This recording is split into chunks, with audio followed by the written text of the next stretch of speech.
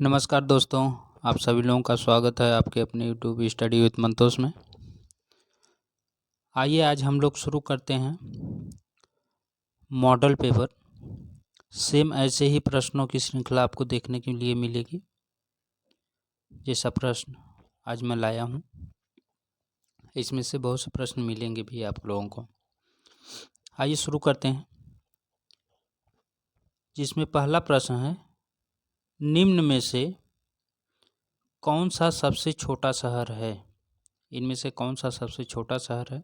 Option है Manila, Jakarta, Kuala Lumpur, Osaka. तो इसका सही ऑप्शन कौन सा है? तो इसका सही ऑप्शन हो जाएगा कुआलालंपुर, जो है ये सबसे छोटा शहर है। जो है कुआलालंपुर जो है ये मलेशिया की राजधानी है। किसकी राजधानी है? मलेशिया की। ये मलेशिया की राजधानी है। मनीला की अगर बात करें तो ये फिलीपींस की राजधानी है। ये फिलीपींस की राजधानी है।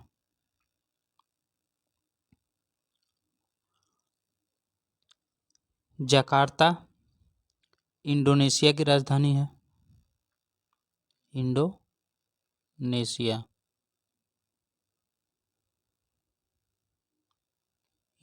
की राजधानी जकार्ता। ओसाका की अगर बात करें तो ओसाका जो है ये जापान का सूती वस्त्र उत्पादक शहर है। सूती वस्त्र उत्पादक शहर है। ठीक, सबके बारे में हो गई जानकारी अच्छे से। और इसमें सही ऑप्शन है ऑप्शन नंबर सी, कुआलालंपुर। चलिए अगले प्रश्न की ओर चलते हैं। अगला प्रश्न है, निम्नलिखित में से कौन सा देश भूमिबद्ध भूभाग से घिरा है? तो इसमें कौन सा देश है जो भूमिबद्ध है? ऑप्शन है बुल्गारिया, जॉर्जिया, हंगरी, रोमानिया। तो इसका सही ऑप्शन कौन सा है? तो इसका सही ऑप्शन है वो है हंगरी। ऑप्शन नंबर सी सही है। हंगरी जो है ये भूमिबद्ध भूभाग से घिरा हुआ है। चलिए अगले प्रश्न की ओर चलते हैं। अगला प्रश्न है,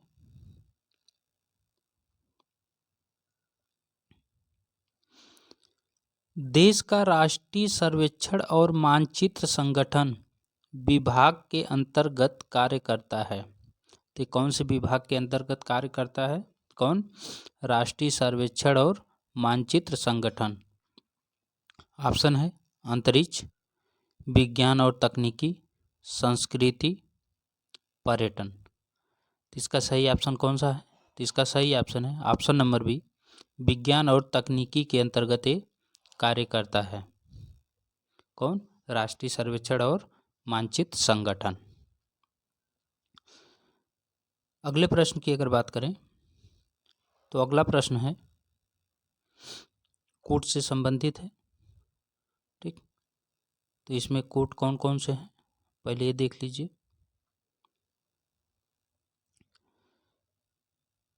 महाद्वीपों का प्राचीन नाम, महाद्वीपों का आधुनिक नाम, विल्फर्ड द्वारा प्रतिपादित। तो ये विल्फर्ड द्वारा प्रतिपादित कौन कौन है जो है इधर महाद्वीपों का प्राचीन नाम है।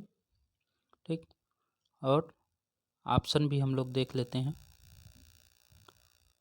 इसको थोड़ा सा छोटा करेंगे तो ऑप्शन हो जाएगा। देखिए पहला है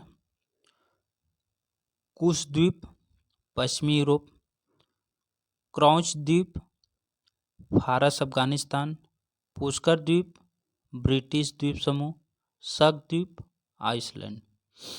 ऑप्शन दिया है नीचे, इसमें कौन सा सही हो जाएगा? तो देखिए सबसे पहले हम इसको मिला लेते हैं। कुश द्वीप जो है ये तो फारस और अफगानिस्तान हो जाएगा, मतलब दूसरा। उसके बाद क्रौच द्वीप जो है ये पश्चिमी यूरोप हो जाएगा पहला। पुष्कर द्वीप आइसलैंड हो जाएगा चौथा। शक द्वीप ब्रिटिश द्वीप समूह हो जाएगा, ये हो जाएगा तीसरा। तो 2, 1, 4, 3 जिस ऑप्शन में मिल रहा है वो सही है। कौन से ऑप्शन मिल रहा है? तो ये पहले में मिल रहा है और इसका पहला ही आंसर सही हो जाएगा।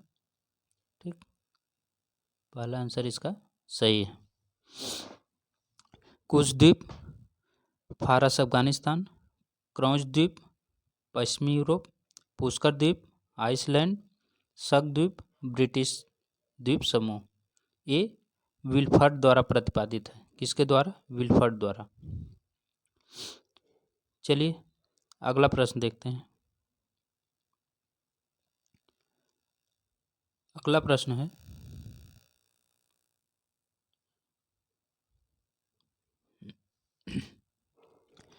निम्नलिखित में से कौन सा राष्ट्र समूह सार्क का सहभागी सदस्य है? तो कौन सा राष्ट्र समूह सार्क का सहभागी सदस्य है? ऑप्शन है Sri Lanka, Malaysia, Pakistan, Bharat, Bhutan, Mauritius, Bangladesh, Mozambique, Maldives, Afghanistan, Bhutan, Maldives. तो इसका सही ऑप्शन कौन सा हो जाएगा? तो इसका सही ऑप्शन हो जाएगा option number D, Afghanistan, Bhutan, Maldives. इसमें टोटल कितने हैं सार्क में? टोटल 8 देश हैं। कितने हैं? 8 देश। अफगानिस्तान हो गया, भूटान हो गया, मालदीव हो गया और इसमें है श्रीलंका,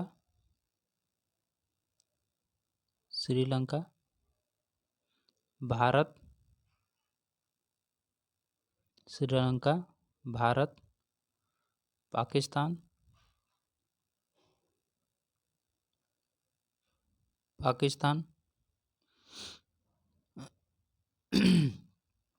बांग्लादेश,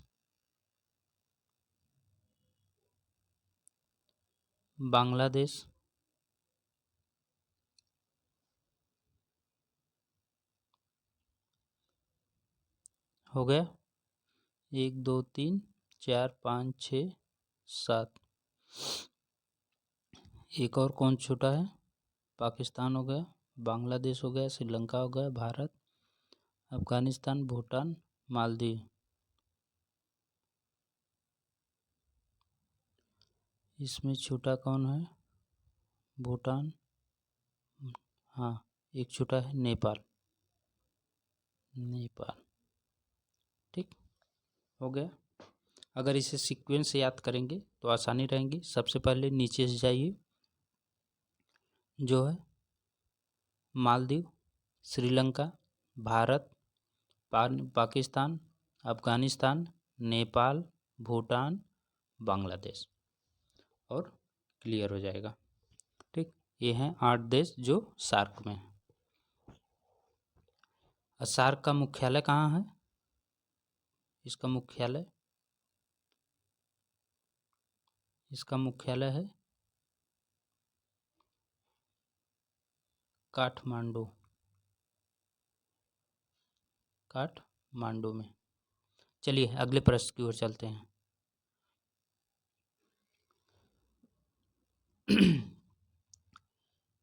पहला प्रश्न, इसमें 6वां प्रश्न है, भारत का कौन सा प्रदेश मसालों का बगीचा के नाम से विख्यात है?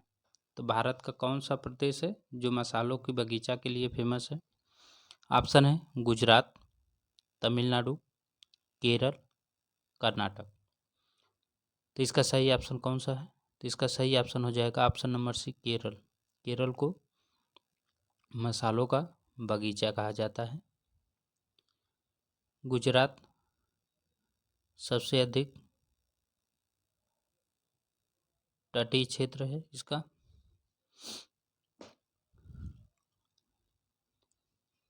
चलिए अगला प्रश्न देखते हैं। अगला प्रश्न है, असम में स्थानांतरणशील कृषि को कहते हैं। तो असम में स्थानांतरणशील कृषि को क्या कहते हैं? ऑप्शन है पोडू, झूम, दहिया, पूनम। तो इसका सही ऑप्शन कौन सा है? तो इसका सही ऑप्शन है ऑप्शन नंबर बी, झूम। झूम कृषि जो होती है, स्थानांतरणशील कृषि, ये असम में होती है।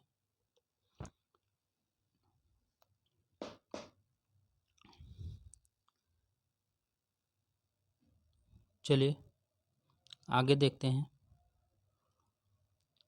अगर इसी में बात कर लें थोड़ा सा और, क्योंकि यहाँ से प्रश्न बन सकता है। देखिए मध्य प्रदेश में झूम कृषि को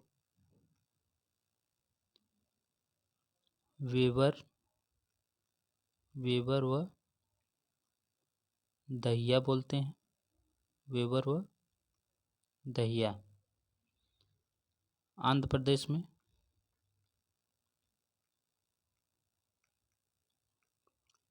प्रदेश में पोडू बोलते हैं। ओडिशा में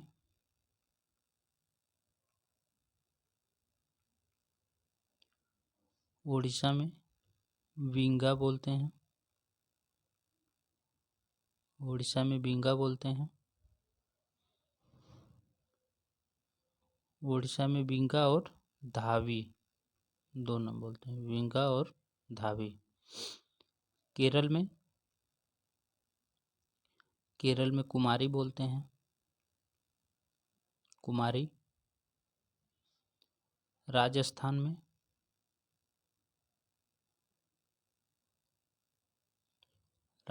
में बन्ना। इतना ये सब बहुत फेमस है, आप लोग इसको जरूर देख लीजिएगा,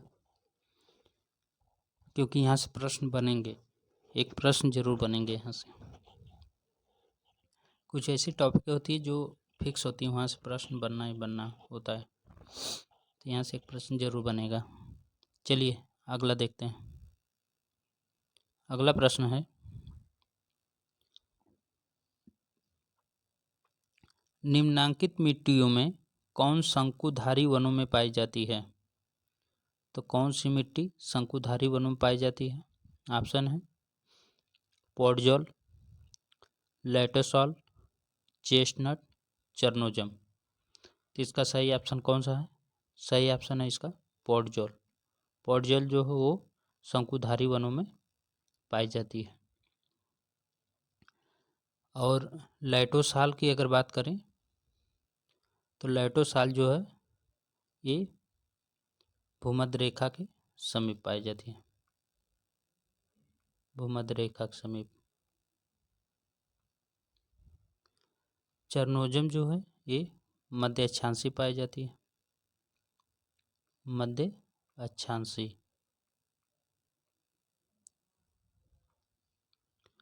चेस्टनट जो है ये सामान्य मृदा है, सामान्य मृदा है चेस्टनट।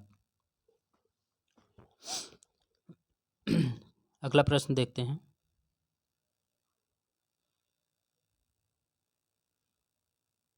अगला प्रश्न है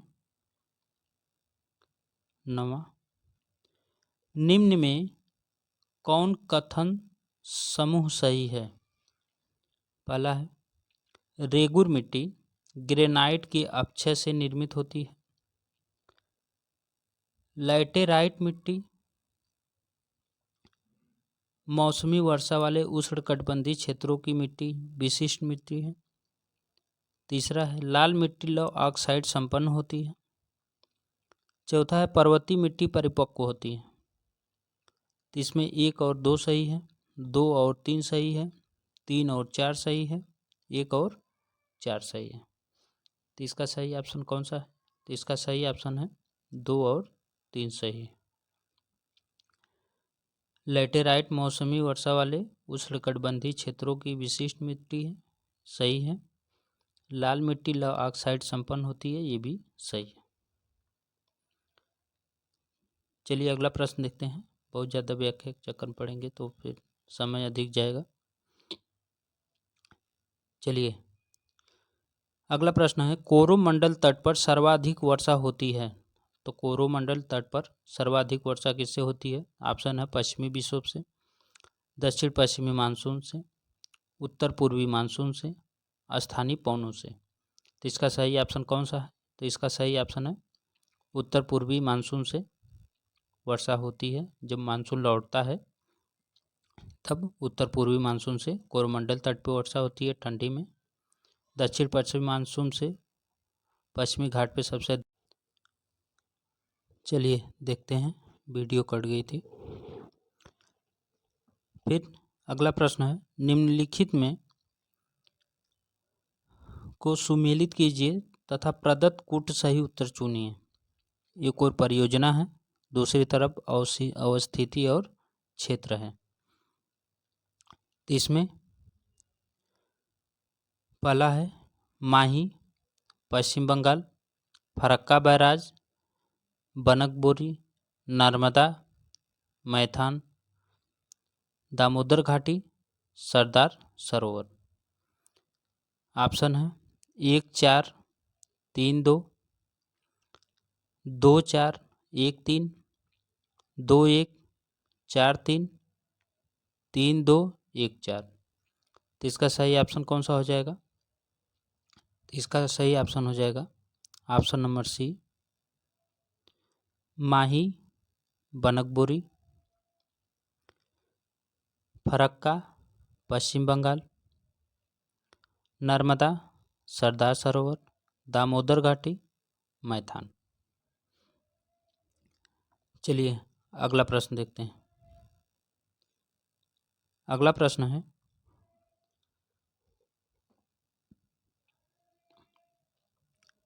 पश्चिमी घाट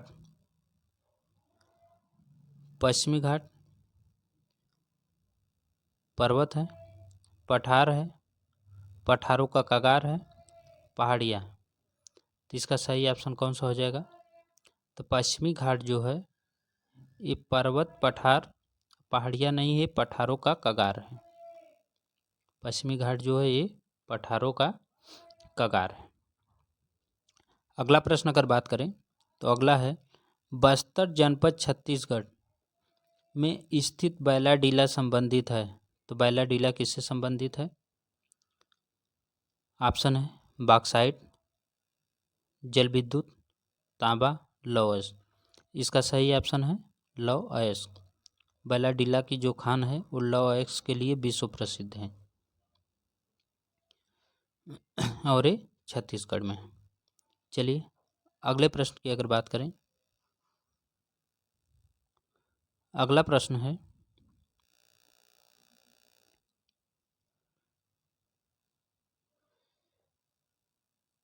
संरचनात्मक दृष्टि से शिलांग का पठार अंग है। संरचनात्मक दृष्टि से शिलांग का पठार किसका अंग है? ऑप्शन है प्रायद्वीपीय भारत, हिमालय पर्वत श्रृंखला, म्यांमार भारत के मध्यवर्ती पहाड़ी श्रृंखला का, इनमें से कोई नहीं। तो इसका सही ऑप्शन कौन सा हो जाएगा? तो इसका सही ऑप्शन है शिलांग का जो पठार है वो प्रायद्वीपीय भारत का अंग है। ऑप्शन नंबर 1 सही हो जाएगा। अगले प्रश्न की अगर बात करें तो अगला प्रश्न है, निम्नलिखित युगों में कौन सुमेलित नहीं है? तो इनमें से कौन सा सुमेलित नहीं है? ऑप्शन है अहमदाबाद साबरमती, सूरत नर्मदा नदी, हैदराबाद मूसी नदी, उज्जैन क्षिप्रा। तो इसका सही ऑप्शन कौन सा है? तो इसका सही ऑप्शन है सूरत नर्मदा के तट पे नहीं है, ये ताप्ती के तट पे है सूरत। और अहमदाबाद साबरमती के तट पे है, हैदराबाद मूसी के तट पर है, उज्जैन क्षिप्रा के तट पे है जहाँ कुंभ का मेला लगता है। अगला प्रश्न है,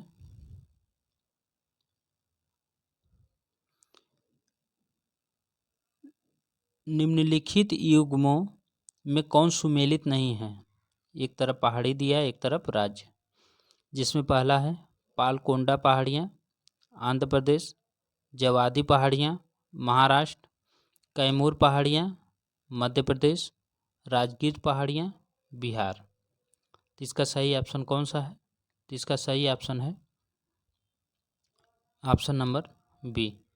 जो जवादी पहाड़ी है ये महाराष्ट्र में नहीं है, और पालकोंडा पहाड़ियाँ आंध्र प्रदेश में है, कैमूर पहाड़ी मध्य प्रदेश में है, राजगीर पहाड़ियाँ बिहार में है।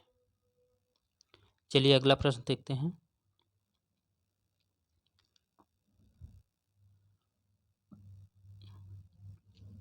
अगला प्रश्न है, पुरातन क्रिस्टली और पुरातन प्रणाली की अत्यधिक रूपांतरित उत्पत्ति निम्नलिखित में से किस राज्यों के समूह में नहीं पाई जाती है?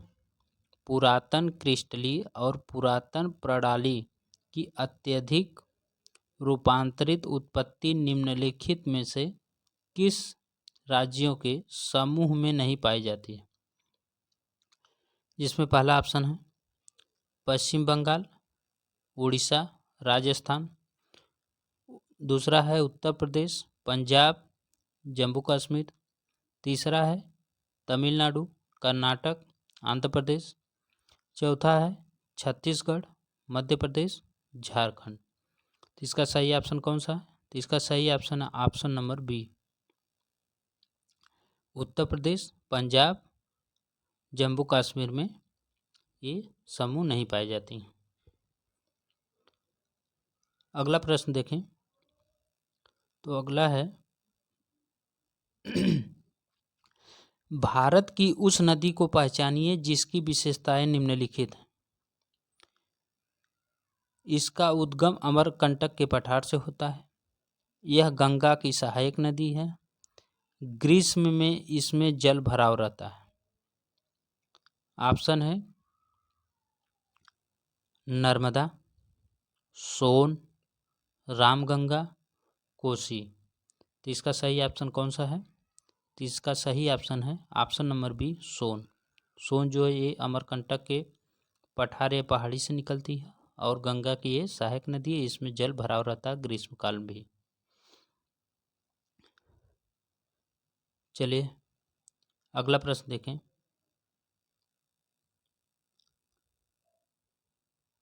अगला प्रश्न है, पाट क्षेत्र अवस्थित है। पाट क्षेत्र अवस्थित है। ऑप्शन है मेघालय पठार में, बुंदेलखंड पठार में, कर्नाटक पठार में, छोटा नागपुर पठार में। तो इसका सही ऑप्शन कौन सा है? तो पाट भूमि जो है वो क्षेत्र छोटा नागपुर पठार में अवस्थित है, और रांची के जो पठार है उसे पाट पठार भी बोलते हैं। अगला प्रश्न है, करेवा वैली स्थित है। तो करेवा वैली कहाँ स्थित है? पहला है कश्मीर, दूसरा हिमाचल प्रदेश, तीसरा तमिलनाडु, चौथा है उत्तराखंड। तो इसका सही ऑप्शन कौन सा है करेवा घाटी का? तो इसका सही ऑप्शन है जम्मू कश्मीर। जम्मू कश्मीर में करेवा घाटी या करेवा वैली है, और यहीं पे एंथ्रासाइट कोयला पाया जाता है। एंथ्रासाइट कोयला करेवा घाटी में पाया जाता है। चलिए अगला प्रश्न देखते हैं।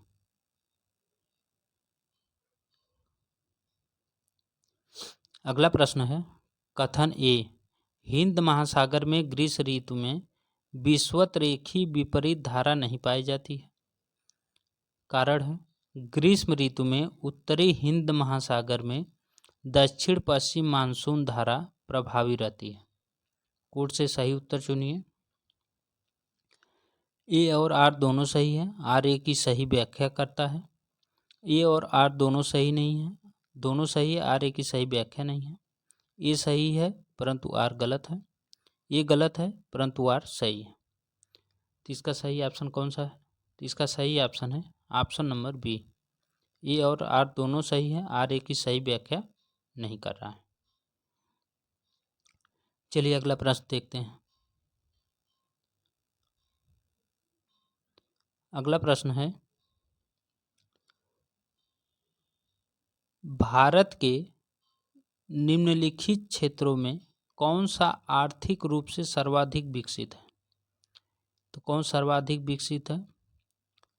प्रश्न है उत्तर पूर्वी पहाड़ी क्षेत्र, पूर्वी क्षेत्र, उत्तर पश्चिमी क्षेत्र, केंद्रीय क्षेत्र। तो इसका सही ऑप्शन कौन सा हो जाएगा? तो इसका सही क्षेत्र है आर्थिक दृष्टि से केंद्रीय क्षेत्र जो है वो विकसित है। केंद्रीय क्षेत्र जो है वो आर्थिक रूप से सर्वाधिक विकसित है।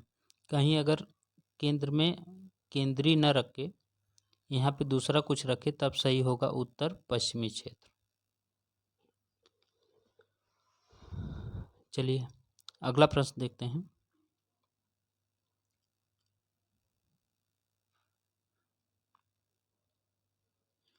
अगला प्रश्न है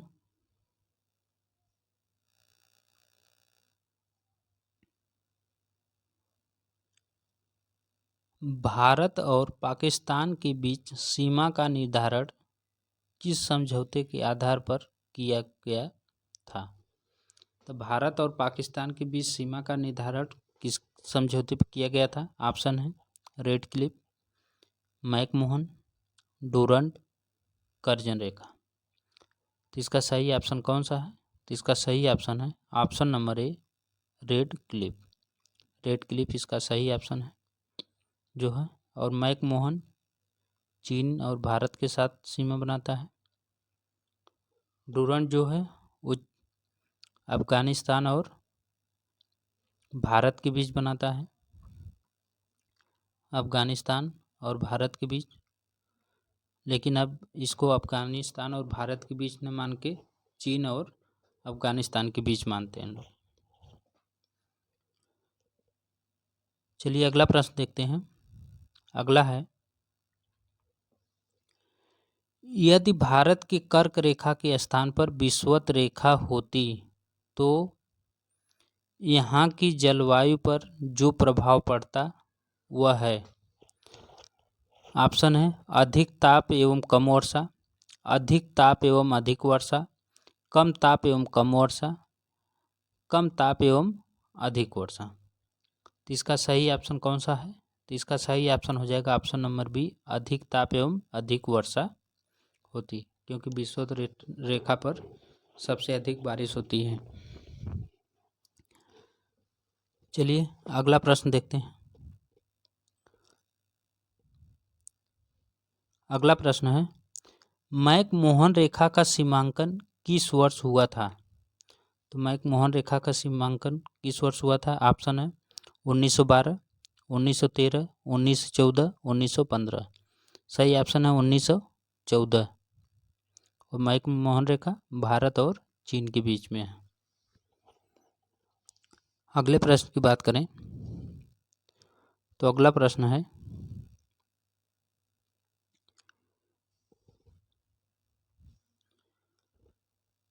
टाँफे के परिवहन विकास मॉडल में अवस्थाओं की संख्या है। तो टाँफे के परिवहन विकास मॉडल में अवस्थाओं की कितनी संख्या है? ऑप्शन है 4, 2, 6, 8। तो सही इसका ऑप्शन कौन सा है? तो इसका सही ऑप्शन नंबर सी, उसमें 6 संख्या हैं उनके मॉडल में। अगले प्रश्न की अगर बात करें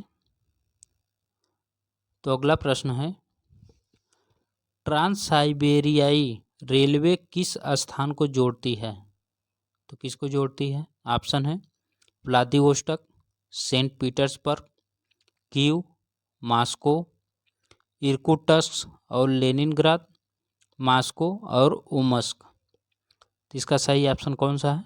तो इसका सही ऑप्शन है ऑप्शन नंबर ए व्लादिवोस्टॉक और सेंट पीटर्सबर्ग को जोड़ती है ट्रांस साइबेरियन रेलवे मार्ग। अगला प्रश्न है विश्व के कौन से देश में पेट्रोलियम को शक्ति का स्रोत माना जाता है न कि अर्थव्यवस्था का?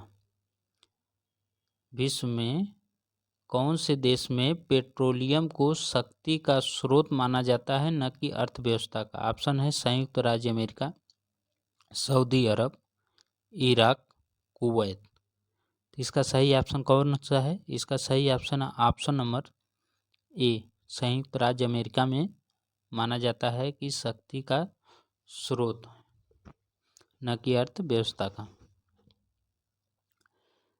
अगले प्रश्न की बात करें तो अगला प्रश्न है,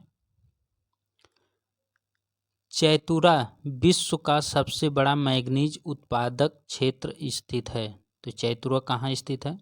ऑप्शन है ऑस्ट्रेलिया, जॉर्जिया, ब्राज़ील, चीन।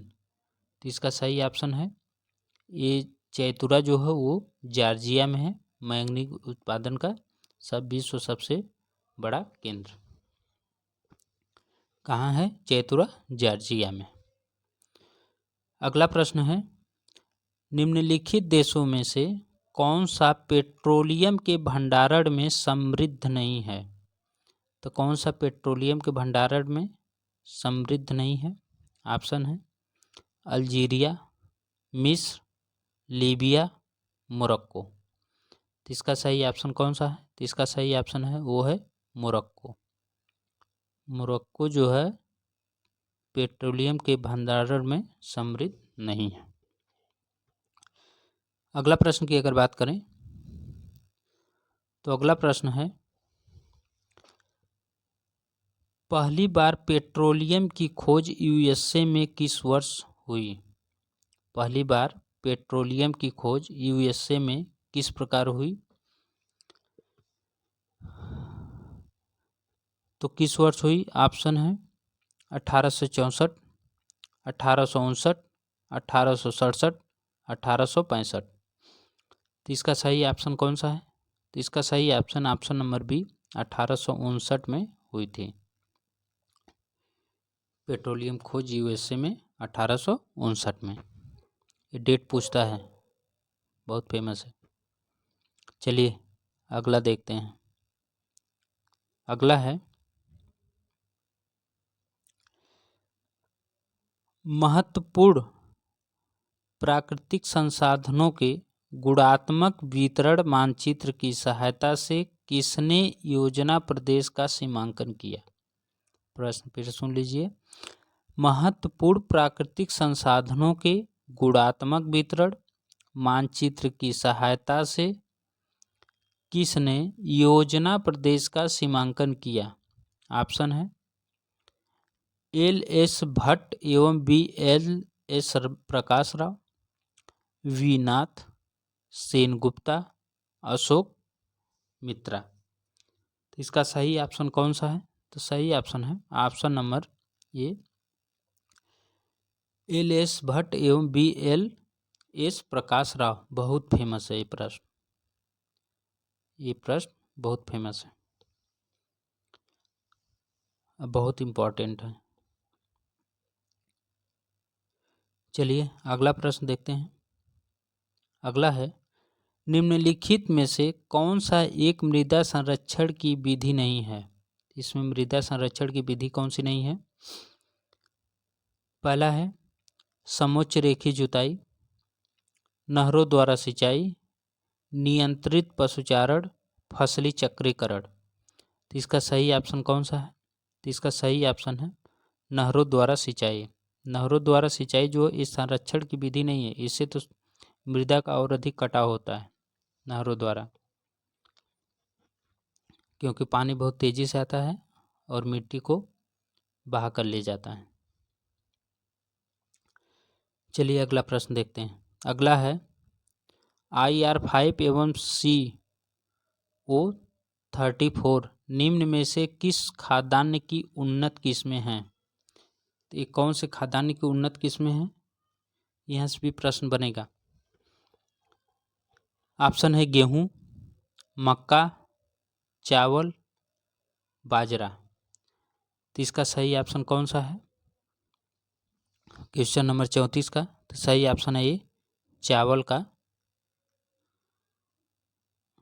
किस्म है। कौन? IR5 CO34। चलिए अगला प्रश्न देखते हैं। अगला है,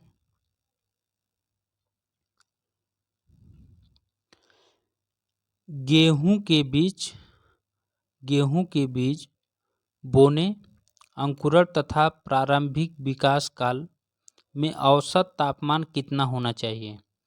जो गेहूं है उसको बीज बोने में और अंकुरण में तथा प्रारंभिक विकास काल, जब उसका जो है कि धीरे धीरे विकसित होता है, उसमें औसत तापमान कितना होना चाहिए? ऑप्शन है 5 degree, 10 degree centigrade, 15 degree centigrade, 20 degree centigrade. तो इसका सही ऑप्शन है 10 डिग्री सेंटीग्रेड। 10 डिग्री सेंटीग्रेड जो है इसका होना चाहिए टेम्परेचर। अगला प्रश्न है, व्यापारिक पशुपालन के साथ साथ मक्का की कृषि कहाँ की जाती है? व्यापारिक पशुपालन के साथ साथ मक्का की कृषि कहाँ की जाती है? ब्राज़ील, अर्जेंटीना, संयुक्त राज्य अमेरिका, कनाडा। तो इसका सही ऑप्शन है ऑप्शन नंबर सी, संयुक्त राज्य अमेरिका। संयुक्त राज्य अमेरिका में सबसे अधिक मक्का कृषि की जाती है, और यहाँ जहाँ मक्का कृषि की जाती है वहाँ पे बोलते हैं उसे कार्न फील्ड। ठीक। चलिए अगला प्रश्न देखते हैं। अगला प्रश्न है, फजेंडा संबंध है। फजेंडा का संबंध किससे है? ऑप्शन है पशुचारण से, कहवा के बागवान से, दुग्ध उत्पादन से, व्यापारिक अन्न उत्पादन से। तो इसका सही ऑप्शन हो जाएगा ऑप्शन नंबर बी, कहवा के उत्पादन से। चलिए अगला प्रश्न देखते हैं। अगला प्रश्न है, ब्राज़ील स्थित सेल्वा क्या है? ब्राज़ील में जो स्थित सेल्वा है वो क्या है? कहवा उत्पादन क्षेत्र है, उष्णकटिबंधीय घास के मैदान है, उच्च पर्वतीय स्थित चारागाह है, सघन भूमध्य रेखीय वन है। तो इसका सही ऑप्शन कौन सा हो जाएगा? ब्राज़ील में सेल्वा, तो ये सघन भूमध्य रेखीय वन है जिसे सेल्वा कहते हैं। ठीक, ब्राज़ील में जो सेल्वा है उसे सघन भूमध्य रेखीय वन कहते हैं। ठीक, चलिए अगला प्रश्न है, अर्थव्यवस्था का कौन सा खंड टिकाऊ आर्थिक विकास के लिए सबसे कम आवश्यक है? अर्थव्यवस्था का कौन सा खंड टिकाऊ आर्थिक विकास के लिए सबसे कम आवश्यक है? ऑप्शन है प्राथमिक, द्वितीयक, तृतीयक, चतुर्थक। तो इसका सही ऑप्शन कौन सा है? तो सही ऑप्शन है इसका चतुर्थक। चतुर्थक जो है इसका सही ऑप्शन है। चलिए अगला प्रश्न देखते हैं। प्रश्न नंबर 40, निम्नलिखित में से कौन सी क्रिया अर्थव्यवस्था की तृतीय क्षेत्र से संबंधित है? तो तृतीय क्षेत्र से संबंधित कौन सी है? ऑप्शन है खुदरा व्यापार, खनन, लकड़ी कटाई, फलोत्पादन। तो इसका सही ऑप्शन कौन सा है? तो इसका सही ऑप्शन हो जाएगा, जो तृतीय अर्थव्यवस्था में आती है वो खुदरा व्यापार है। ऑप्शन नंबर ए सही है। अगला प्रश्न अगर देखें तो अगला प्रश्न है, आर्थिक भूगोल में निर्णयकारी मॉडल को विकसित किया। आर्थिक भूगोल में निर्णयकारी मॉडल को विकसित किया कौन किया था? ऑप्शन है वॉलपोर्ट ने, हैंगर स्टैंड ने, लियोनतिफ ने, कांटोरोविच ने। तो 41 का कौन सा सही ऑप्शन है? ऑप्शन नंबर ए सही है, वॉलपोर्ट ने। वॉलपोर्ट जो है ये सही ऑप्शन है। आर्थिक भूगोल में निर्णयकारी मॉडल विकसित किए थे वॉलपोर्ट। और ये बहुत इंपॉर्टेंट क्वेश्चन है, बहुत इंपॉर्टेंट है। चलिए अगला प्रश्न देखते हैं। अगला प्रश्न है, लाभप्रदता कि स्थानीय हाशियों के संबंध में डी.एम. स्मिथ के सैद्धांतिक मॉडल में यदि लागत नियत हो तो स्थानिक राजस्व वक्राकृति होगी। जो स्मिथ का मॉडल है उस मॉडल में बताया जा रहा है कि यदि लागत नियत हो तो स्थानिक राजस्व वक्राकृति होगी। तो उसकी कैसी आकृति बनेगी? वी नुमा, ए नुमा, यस नुमा या चतुर्भुजाकार। तो इसका सही ऑप्शन है ऑप्शन नंबर वी आकार की ये बनेगी स्मिथ की ये सैद्धांतिक मॉडल। चलिए अगला प्रश्न देखते हैं। अगला प्रश्न है प्रश्न नंबर 43 है, निम्नलिखित में से किस लेखक के प्राइमेट सिटी के सिद्धांत में बड़े शहरों के विकास में समूहन की शक्तियों तथा समूहन के संचयी प्रभावों पर सबसे अधिक बल दिया गया है? तो इसका सही ऑप्शन कौन सा है? Walter Christaller, G K. Zipf, Robert Mayfield, Mark Jefferson.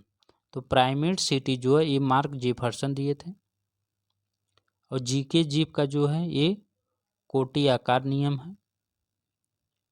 कोटी आकार नियम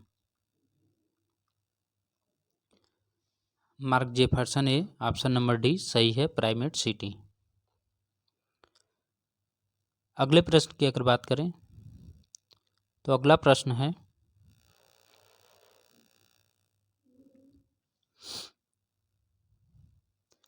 सूची 1 को सूची 2 से मिलान कीजिए और दिए गए कूट की सहायता से सही उत्तर चुनिए।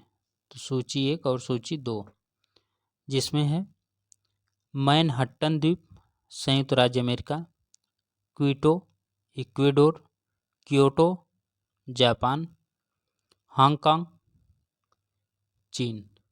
तो इसका सही ऑप्शन कौन सा है? ऑप्शन है ABCD, BCDA, CDAB, DABC। तो इसका सही ऑप्शन कौन सा है? इसका सही ऑप्शन हो जाएगा ऑप्शन नंबर ए। सही है सब। मैनहट्टन द्वीप जो है संयुक्त राज्य अमेरिका में है, क्विटो द्वीप जो है वो इक्वेडोर में है, क्योटो जो है वो जापान की राजधानी है, ठीक, और हांगकांग द्वीप जो है ये चीन है। चलिए अगले प्रश्न की ओर चलते हैं। अब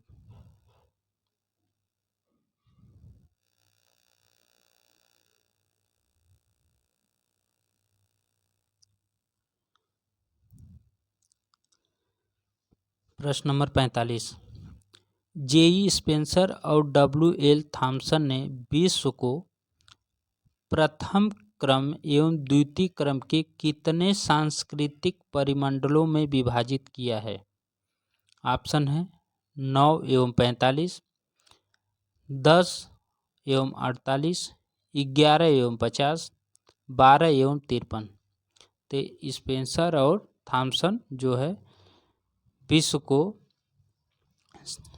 सांस्कृतिक परिमंडलों में कितने में बांटे हैं? तो इसका सही ऑप्शन है ऑप्शन नंबर सी 11 और 50। 11 और 50 परिमंडलों में लोग बांटे थे। चलिए अगला प्रश्न देखते हैं। अगला प्रश्न है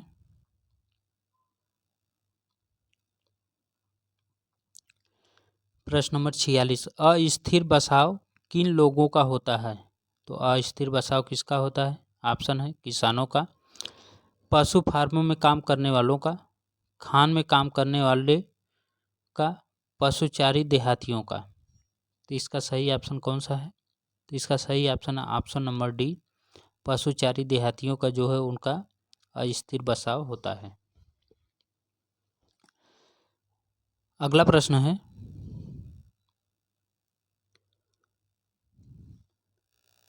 प्रश्न नंबर 47, कूट के प्रश्न है। आइए देखते हैं। सूची 1 और सूची 2 को मिलाना है, जिसमें सूची 1 है संकेंद्रित सिद्धांत गैरिसन, खंडित सिद्धांत, होमर हाइट, बहुनापकी सिद्धांत, सीडी, हैरिस एवं उलमैन, संयुक्त फ्लूइड वृद्धि सिद्धांत, ये बर्गेस। तो इसका सही ऑप्शन कौन सा है?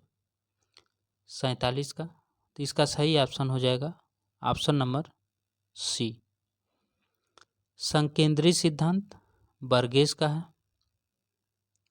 ठीक, संकेंद्री वलय सिद्धांत इसे बोलते हैं।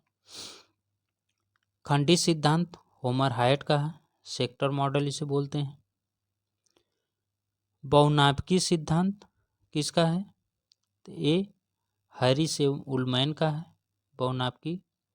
और संयुक्त वृद्धि सिद्धांत किसका है? तो ये गैरिसन का है, संयुक्त वृद्धि सिद्धांत गैरिसन का। चलिए अगला प्रश्न देखते हैं। अगला प्रश्न है,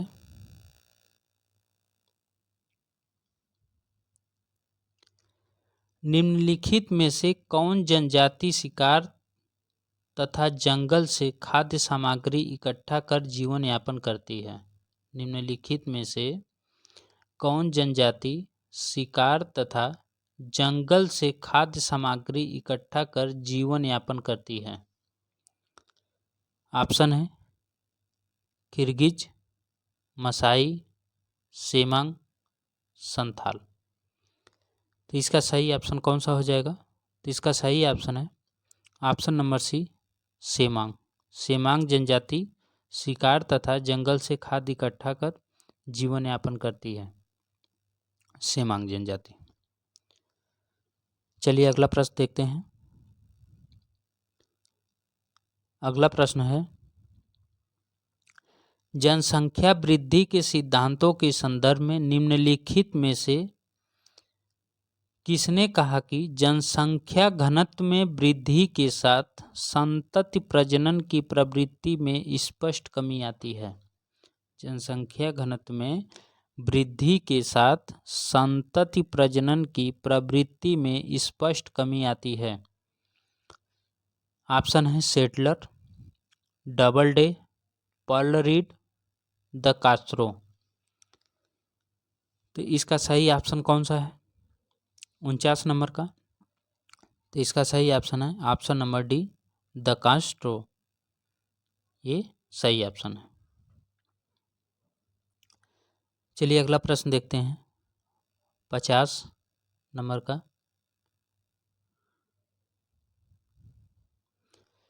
निम्नलिखित में से कौन इस कथन का प्रणेता था, कहीं भी आवश्यकताएं नहीं वरन संभावनाएं हैं और मनुष्य इन संभावनाओं के स्वामी के रूप में उनके उपयोग का निर्णायक है, जिसने मानव भूगोल को दिशा दी? ऑप्शन है एल्फेब्रे, विडाल डी लाप्लास, ई जोन्स, OH स्पेड। तो इसका सही ऑप्शन कौन सा है? जहाँ सर्वत्र संभावनाएं हैं, हर समय संभावना की बात कौन किया है? फेब्रे।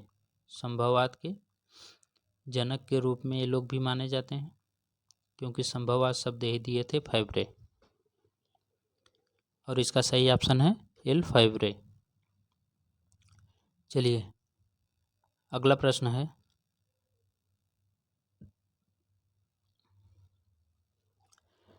संभाव्यवाद संकल्पना का प्रतिपादन निम्नलिखित में से किसने किया?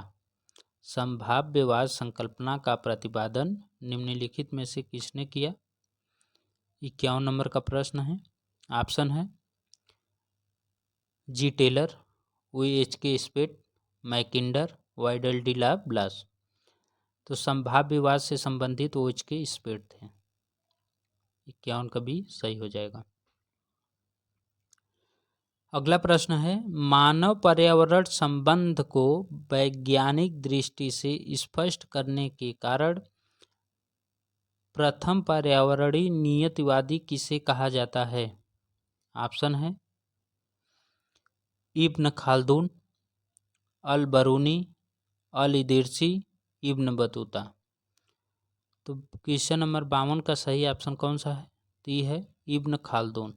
इब्न खाल्दून जो है सही ऑप्शन है। चलिए अगला प्रश्न देखते हैं। प्रश्न नंबर 53, प्रिंसिपल ऑफ सोशियोलॉजी पुस्तक के लेखक कौन है? तो प्रिंसिपल ऑफ सोशियोलॉजी कौन लिखा था? ऑप्शन है Durkheim, Parsons, Merton, Herbert Spencer. Question number 53 का सही ऑप्शन हो जाएगा Herbert Spencer. Principle of sociology किसकी है? हर्बर्ट स्पेंसर की पुस्तक है। अगला प्रश्न है, मानव भूगोल में व्यवहारिक उपागम का प्रारंभ किया था? तो मानव भूगोल में व्यवहारिक उपागम का प्रारंभ कौन किया था? ऑप्शन है Alan Philbrick, Peter Haggett, William Kirk, Brian Berry. 54 number का प्रश्न है, इसका सही ऑप्शन है William Kirk. Option number C सही हो जाएगा, विलियम किर्क। मानव भूगोल में व्यवहारिक उपागम का प्रारंभ विलियम किर्क ने किया था।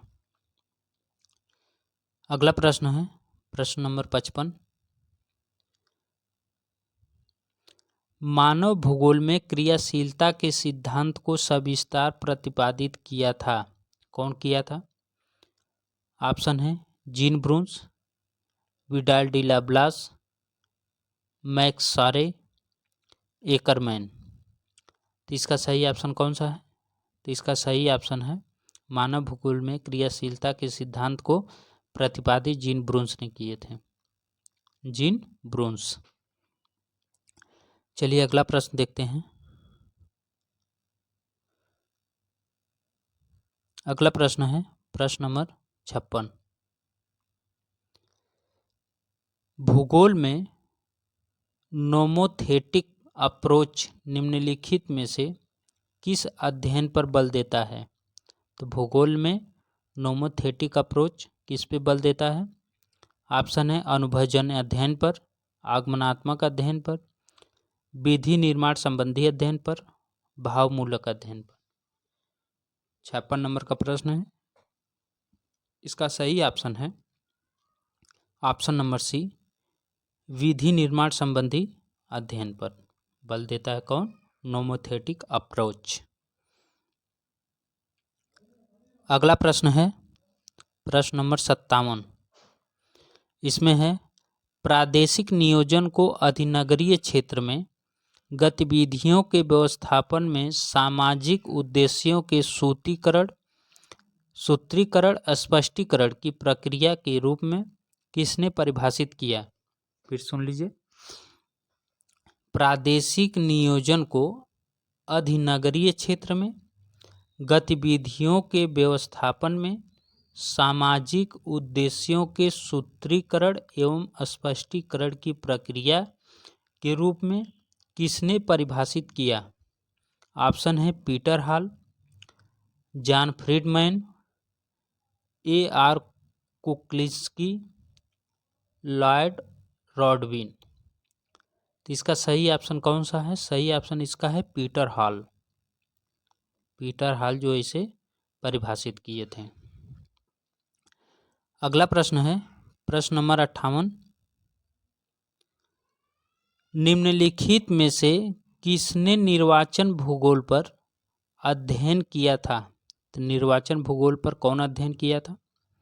ऑप्शन है G.F. कार्टर, जे ब्लाउट, विलियम बुंगी, ए सिगफ्रायड। तो क्वेश्चन नंबर 58 का सही ऑप्शन है ऑप्शन नंबर डी, सिगफ्रायड इसका सही ऑप्शन है। निर्वाचन भूगोल पर यही अध्ययन किए थे सिगफ्रायड। अगला प्रश्न है, राज्य के पार्थिव विकास का सिद्धांत किसने दिया था? राज्य के पार्थिव विकास का सिद्धांत किसने दिया था?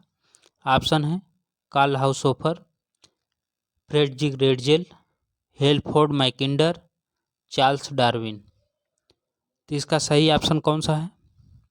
क्वेश्चन नंबर 59 का तो इसका सही ऑप्शन है option number B, Friedrich Ratzel जो है ये राज्य के पार्थिव विकास सिद्धांत का दिए थे। अगला प्रश्न है, जलीय ढाल सिद्धांत हाइड्रोलिक स्लॉप थ्योरी किसने दिया था? तो चल जलीय ढाल सिद्धांत, हाइड्रोलिक्स लॉ ऑफ थ्योरी कौन दिए थे? ऑप्शन है सी डार्विन, ए गॉडी, आर ई हर्टन, सी ए कोटन। क्वेश्चन नंबर 58 है। क्वेश्चन नंबर 60 है। 60 का सही ऑप्शन कौन सा है? इसका सही है आर ई हर्टन। चल जलीय ढाल सिद्धांत जो है आर ई हर्टन से संबंधित है। ठीक, चलिए अगला प्रश्न देखते हैं 61 नंबर का। प्राणी भौगोलिक प्रदेश के विभाजन का श्रेय जाता है। प्राणी भौगोलिक प्रदेश के विभाजन का श्रेय किसे जाता है? वलेस को, डार्विन को, न्यूबेगिन को, लिनियस को। तो 61 नंबर प्रश्न है, इसका सही ऑप्शन है वलेस को। वलेस इसका सही ऑप्शन है। प्राणी भौगोलिक प्रदेश के विभाजन का श्रेय वलेस को जाता है। अगला है सुमेलित करना है। एक तरफ प्राकृतिक उद्यान एवं वन्य जीव है, एक तरफ राज्य है। तो आइए देखते हैं। पहला है नंदनकानन महाराष्ट्र, काजीरंगा मध्य प्रदेश, बांधवगढ़ उड़ीसा, मेलघाट असम। ऑप्शन में दिया है 1 2 3 4, 2 3 4 1, 3 4 2 1, 4 1 3 2। तो इसका सही ऑप्शन कौन सा हो जाएगा? क्वेश्चन नंबर 62 का, ये क्वेश्चन नंबर 62 है। तो 62 का सही ऑप्शन कौन सा हो जाएगा? तो इसका सही ऑप्शन है ऑप्शन नंबर सी। देखिए नंदनकानन उड़ीसा हो जाएगा, काजीरंगा असम हो जाएगा, बांधवगढ़ मध्य प्रदेश हो जाएगा, मेलघाट महाराष्ट्र हो जाएगा। सही है। चलिए अगला देखते हैं। अगला है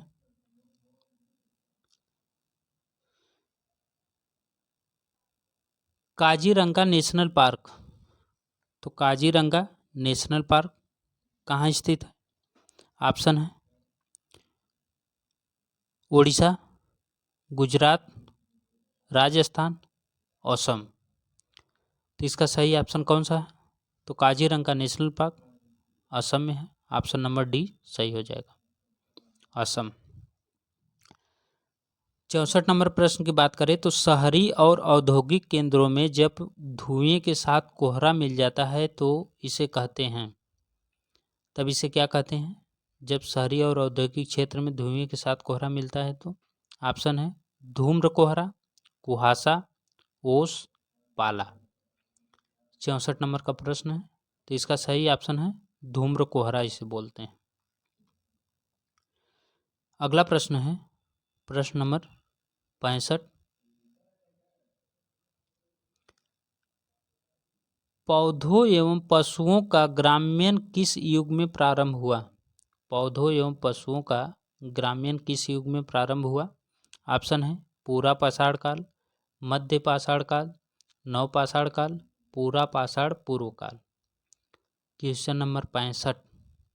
तो 65 का सही ऑप्शन है ऑप्शन नंबर सी नव पाषाण काल में। नव पाषाण काल इसका सही ऑप्शन है। चलिए अगला प्रश्न देखते हैं। प्रश्न नंबर है 66 और ये कूट वाला प्रश्न है, इसको मिलाना है।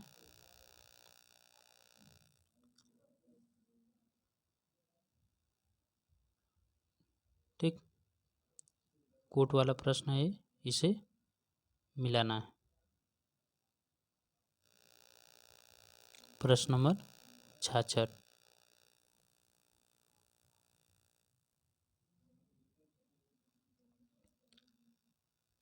नंबर का प्रश्न है। देखिए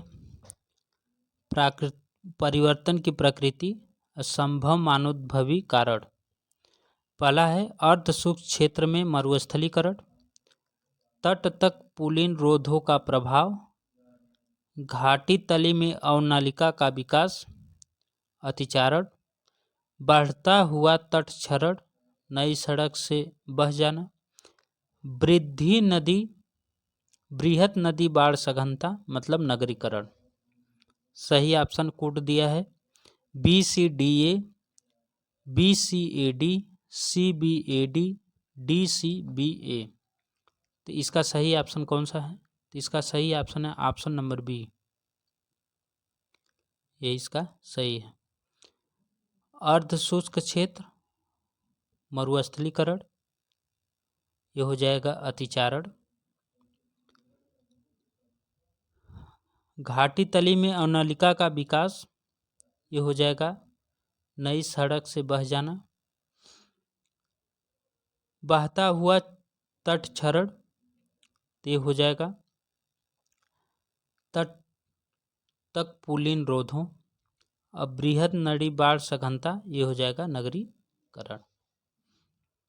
ऑप्शन नंबर बी सही है। चलिए 67 नंबर के प्रश्न को देखते हैं। ये है 67 नंबर का प्रश्न।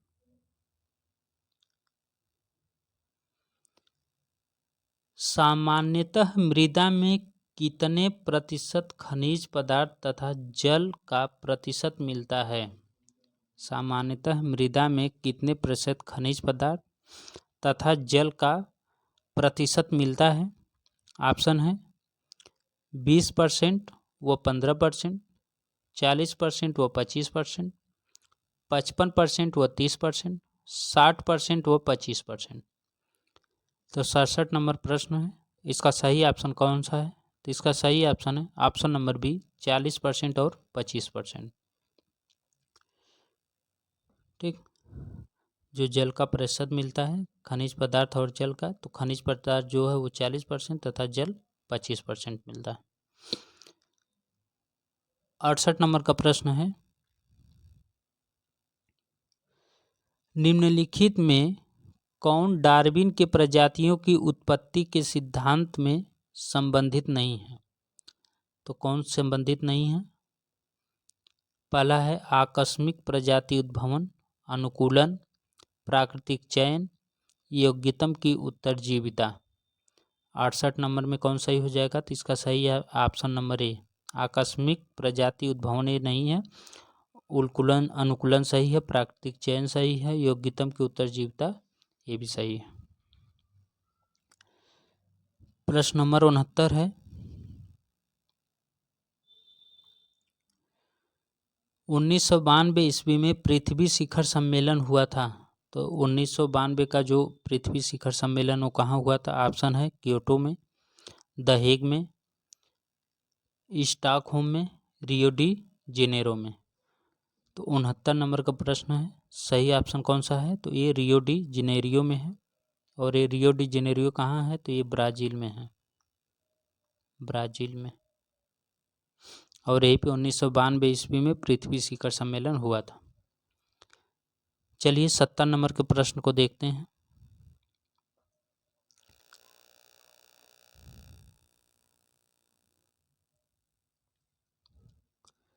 प्रश्न है कथन और कारण का। मरुस्थलीय पौधों की जड़ों के तंत्र काफी लंबे होते हैं। कारण है मृदा का उच्च तापमान जड़ों के विकास को प्रोत्साहित करता है। ऑप्शन है ए और आर दोनों सत्य है, आर ए की सही व्याख्या है। ए और आर दोनों सत्य, आर ए की सही व्याख्या नहीं है। ये सत्य है, आर गलत है। ये गलत है परंतु आर सत्य है। तो इसका सही ऑप्शन कौन सा है? प्रश्न नंबर 70 का, तो इसका सही ऑप्शन है ये सत्य है परंतु आर गलत है। मरुस्थलीकरण पौधों की जड़ों के तंत्र काफ़ी लंबे होते हैं क्योंकि उन्हें बहुत नीचे जाके जल मिलता है। मृदा का उच्च तापमान जड़ों के विकास को प्रोत्साहित करता है, ये गलत है। चलिए अगला प्रश्न देखते हैं, प्रश्न नंबर 71। अब प्रश्न नंबर 71 क्या है देखिए, हीदर ग्राफ संबंध को प्रदर्शित करता है। तो हीदर ग्राफ किसे प्रदर्शित करता है? ऑप्शन है तापमान और वायुदाब के बीच, तापमान और आपेक्षिक आर्द्रता के बीच, तापमान और वर्षा के बीच, आर्द्र बल्ब तापमान एवं वर्षा के बीच। तो 71 का सही ऑप्शन कौन सा है? तो इसका सही ऑप्शन है ऑप्शन नंबर सी, तापमान और वर्षा के बीच। 72 नंबर का प्रश्न है, सूची मिलाना है, कोट वाले प्रश्न हैं। देखिए सूची 1 और सूची 2, तो आइए मिलाते हैं इसको। एक तरफ है पारिस्थितिकी तंत्र, दूसरी तरफ है वनस्पति प्रकार, जिसमें है पहला उष्णकटिबंधीय घास स्थल सेल्वा, समशीतोष्ण वन टैगा, उष्णकटिबंधीय वन सवाना, समशीतोष्ण घास स्थल पंपास। ठीक, तो इसका सही ऑप्शन कौन सा हो जाएगा 71 नंबर प्रश्न का? ऑप्शन है ए का 3, बी का 2, सी का 1, डी का 4। ए का 1, बी का 2, सी का 3, डी का 4। ए का 4, बी का 3, सी का 2, डी का 1, ए का 2, बी का 1, सी का 4, डी का 3। तो इसका सही ऑप्शन कौन सा हो जाएगा? तो इसका सही ऑप्शन हो जाएगा 72 नंबर का ए, उष्णकटिबंधीय घास स्थल, ये हो जाएगा सवाना। समशीतोष्ण वन, ये हो जाएगा टैगा। उष्णकटिबंधीय वन सेल्वा। समशीतोष्ण घास स्थल, ये हो जाएगा पंपास। चलिए अगला प्रश्न देखते हैं, प्रश्न नंबर 73। तो प्रश्न नंबर 73 क्या है? निम्नलिखित में कौन सा सही कथन है? पहला है आदमी एक द्वितीयक उपभोक्ता है, उपभोक्ता मतलब कंज्यूमर है। छछूंदर एक तृतीयक उपभोक्ता है। टिड्डा एक प्राथमिक उपभोक्ता है। उल्लू एक द्वितीयक तथा चतुर्थक उपभोक्ता है। तो इसका सही ऑप्शन कौन सा है? तो इसका सही ऑप्शन है ऑप्शन नंबर सी, टिड्डा एक प्राथमिक उपभोक्ता है। चलिए अगला प्रश्न देखते हैं। अगला है सतत विकास लक्ष्य में कितने उद्देश्य गोल और कितने लक्ष्य टारगेट शामिल हैं? तो कितने शामिल हैं? ऑप्शन है 17 उद्देश्य 132 लक्ष्य, 17 उद्देश्य 169 लक्ष्य, 50 उद्देश्य 123 लक्ष्य, 10 उद्देश्य 115 लक्ष्य। तो 74 नंबर में कौन सा सही है? तो इसका सही है 17 उद्देश्य हैं और 169 लक्ष्य हैं। चलिए 75 नंबर प्रश्न देखते हैं। इसमें है निम्न में से किसने द्वीप जैव भूगोल के सिद्धांत का प्रतिपादन किया है? तो द्वीप जैव भूगोल के सिद्धांत का प्रतिपादन कौन किया है? ऑप्शन है जॉर्ज फोस्टर, आर मैकआर्थर एवं ई विल्सन, पी डार्लिंगटन, ए वलास। तो 75 नंबर का कौन सा क्वेश्चन सही है? इसका ऑप्शन सही है मैकिंडर आर्थर एवं ई विल्सन, ऑप्शन नंबर डी सही है। अगला प्रश्न है प्रश्न नंबर 76। एल नीनो दक्षिणी दोलन ENSO क्या है? तो क्या है? ऑप्शन है महासागरीय प्रक्रिया, वायुमंडलीय प्रक्रिया, महासागरीय वायुमंडलीय प्रक्रिया, महासागरीय वायुमंडलीय थल प्रक्रिया। तो 76 का सही कौन सा है? तो इसका सही हो जाएगा ऑप्शन नंबर सी, महासागरीय वायुमंडलीय प्रक्रिया है कौन? एल नीनो दक्षिणी दोलन।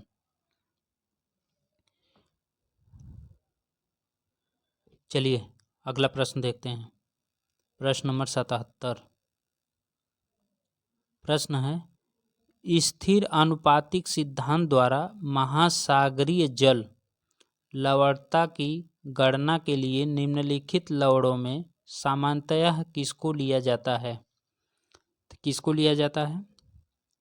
ऑप्शन है क्लोरीन, सोडियम, मैग्नीशियम, सल्फेट।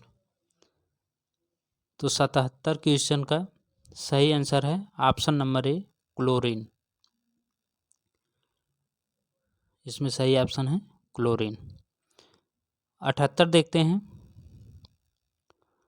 78 है, निम्नलिखित में से किस क्षेत्र में समुद्री जल की लवणता अधिक है? तो समुद्री जल की लवणता सबसे अधिक कहाँ है?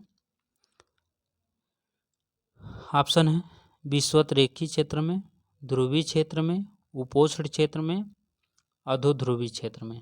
तो सर्वाधिक लवणता कहाँ पाई जाती है? तो सही है उपोष्ण क्षेत्र में, ऑप्शन नंबर सी सही है, क्योंकि विषुवत-रेखीय में सबसे अधिक बारिश होती है, तो यहाँ पे लवणता होगा नहीं। ध्रुवीय क्षेत्र में बर्फबारी होती है। अगला प्रश्न है,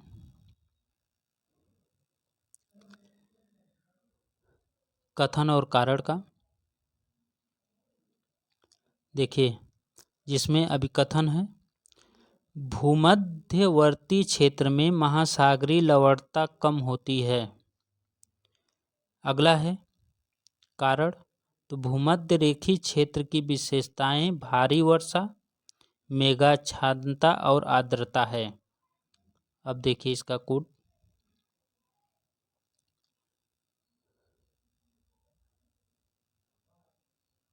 कोड है, ए और आर दोनों सही है, आर ए की सही व्याख्या है।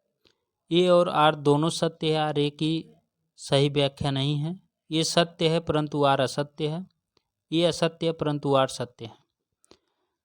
तो 79 नंबर का क्या हो जाएगा? ए और आर दोनों सत्य, आर ए की सही व्याख्या है, ये सही हो जाएगा, क्योंकि भूमध्य रेखीय क्षेत्र में सबसे अधिक वर्षा होती है। चलिए 80 नंबर का प्रश्न देखते हैं। आप लोगों में 80 प्रश्न आने वाले हैं।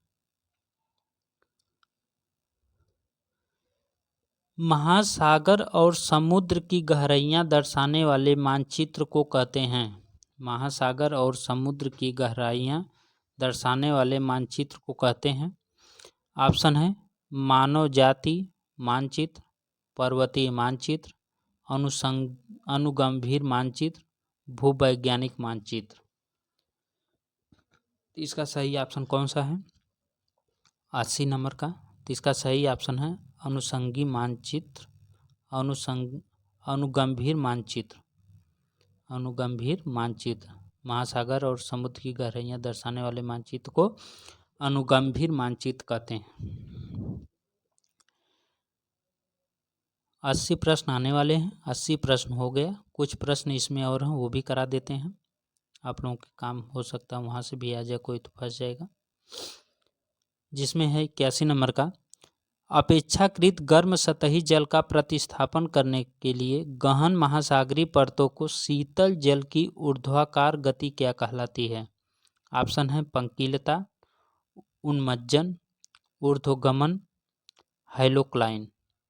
तो 81 नंबर का सही हो जाएगा अपवेलिंग या ऊर्ध्वगमन। 80 नंबर का प्रश्न है, निम्नलिखित में उनके आकार के अनुसार बढ़ते क्रम में महासागरों का कौन सा क्रम सही है? तो कौन सा क्रम सही है? पहला है हिंद महासागर, आर्कटिक, अटलांटिक, प्रशांत। आर्कटिक, हिंद, अटलांटिक, प्रशांत, प्रशांत, अटलांटिक, हिंद, आर्कटिक, अटलांटिक, प्रशांत, आर्कटिक, हिंद। तो 82 का कौन सा सही हो जाएगा? तो इसका सही ऑप्शन हो जाएगा, बढ़ते क्रम में अगर पूछ रहा है तो इसका सही हो जाएगा ऑप्शन नंबर बी। ठीक, सबसे छोटा आर्कटिक, फिर हिंद, फिर अटलांटिक, फिर प्रशांत। सबसे बड़ा प्रशांत, फिर अटलांटिक, फिर हिंद, फिर आर्कटिक। चलिए अगला प्रश्न देखते हैं। ये भी बहुत अच्छा प्रश्न है, बहुत इंपॉर्टेंट प्रश्न है। 83 नंबर, सारगैसो समुद्र की विशेषता है। सारगैसो समुद्र की विशेषता है। ऑप्शन है अत्यधिक ठंडा जल, विशेष प्रकार की समुद्री वनस्पति, निम्न घनत्व का जल, अत्यधिक खारा जल। तो इसका सही ऑप्शन हो जाएगा ऑप्शन नंबर बी, विशेष प्रकार की समुद्री वनस्पति है। 84 नंबर, केमान, पिटोरिको तथा साउंड सैंडविच खाई किस महासागर की प्रमुख खाइयां हैं? ऑप्शन है हिंद महासागर, प्रशांत महासागर, अटलांटिक महासागर, अंटार्कटिक महासागर। तो 84 नंबर का सही प्रश्न है। इसका सही ऑप्शन है ऑप्शन नंबर सी, अटलांटिक महासागर की ये सब खाइयां हैं, केमान, पिटोरिको, साउथ सैंडविच। 85 नंबर अगर देखें तो महासागरीय नीतल के 4 उच्चावची स्थल रूपों में किसका विस्तार सर्वाधिक है? ऑप्शन है महाद्वीपीय मग्न तट, महाद्वीपीय मग्न ढाल, महासागरीय मैदान, महासागरीय गति। तो 85 नंबर का सही हो जाएगा महासागरीय मैदान। 86 नंबर का प्रश्न अगर देखें, 86 नंबर है, रिया तट निम्नलिखित में से किसका उदाहरण है? ऑप्शन है निष्प्रभावित तट रेखा, संयुक्त तट रेखा, निमग्न ऊपरी तटभूमि, उन्मज्जित ऊपरी भूमि तट रेखा। तो इसका सही ऑप्शन कौन सा हो जाएगा? तो इसका सही ऑप्शन है निमग्न ऊपरी भूमि तट रेखा। ऑप्शन नंबर सी 86 का सही हो जाएगा। 87 का प्रश्न है,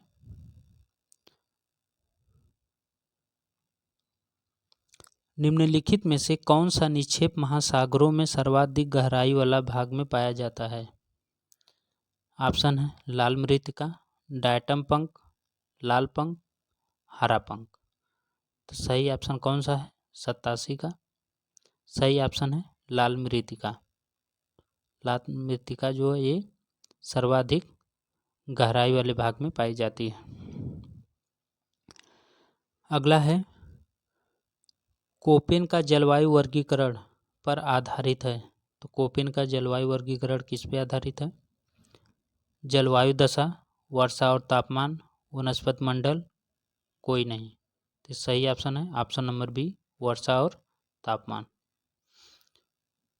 तो ये थे आज के प्रश्न जो हो गए पूरे। प्रश्न कैसा लगा, सेशन कैसा रहा, कमेंट बॉक्स में ज़रूर बताइएगा और लाइक शेयर सब्सक्राइब करना मत भूलिएगा। फिर मिलेंगे नेक्स्ट वीडियो में, तब तक के लिए नमस्कार।